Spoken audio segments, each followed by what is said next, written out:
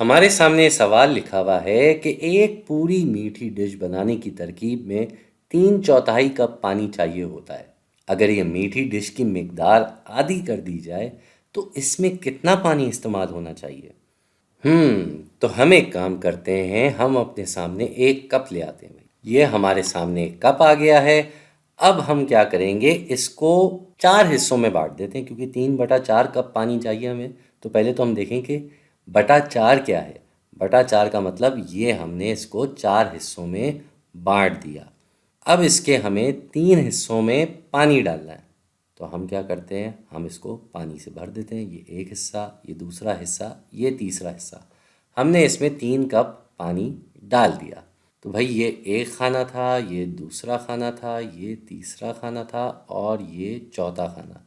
लेकिन अगर हमें मीठी डिश की मिकदार आधी करनी पड़ती तो इसका क्या मतलब हुआ कि उस डिश में हर जो चीज़ डाली जाएगी वो सब आधा करना पड़ेगा। अगर उसी डिश में आपने 3/4 कप आधी डिश में डाल दिया पानी तो वो डिश तो पानी पानी हो जाएगी भाई।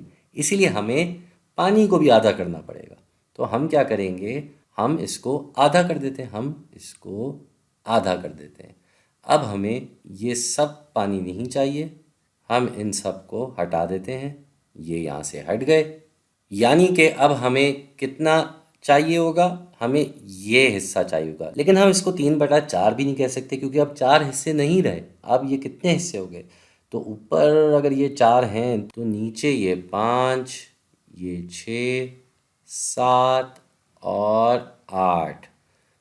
यानी कि हमें कितना पानी चाहिए, हमें आधी डिश के लिए 3/8 कप पानी चाहिए।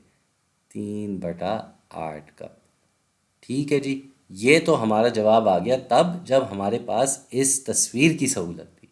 लेकिन अगर हमारे पास ये तस्वीर ना होती तो हम क्या करते भाई? बड़ी आसान सी बात है। तब हम क्या करते, हमें पता है कि 3/4 कप पानी चाहिए और हमें इसका आधा करना है। तो हम इसको आधे से ज़र्ब दे देंगे। एक बात इसको कहने की यह है। दूसरा तरीका क्या है कि हमारे पास 3/4 कप पानी है और हमें इसका आधा करना है। तो आधा करने को हम ये भी कह सकते हैं कि हम इसे 2 से तकसीम कर रहे हैं और तब भी हमारे पास यही सूरत आती है क्योंकि ये 2 क्या है, ये 2/1 है। और तकसीम जब कसर में हो रही होती है तो उसमें ज़र्ब का निशान डालकर इस कसर को उल्टा कर देते हैं क्योंकि भाई ज़र्ब तकसीम का उलट है। तो अब हमारे पास ये दोनों कसरें भी आ गई और इनके दरमियान ये ज़र्ब का निशान भी आ गया। तो क्यों ना हम इनको आपस में ज़र्ब कर दें।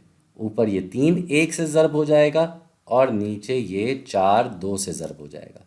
तो अब आप देख रहे हैं यहाँ भी हमारे पास क्या जवाब आ रहा है, हमारे पास यही जवाब आ रहा है 3/8 का।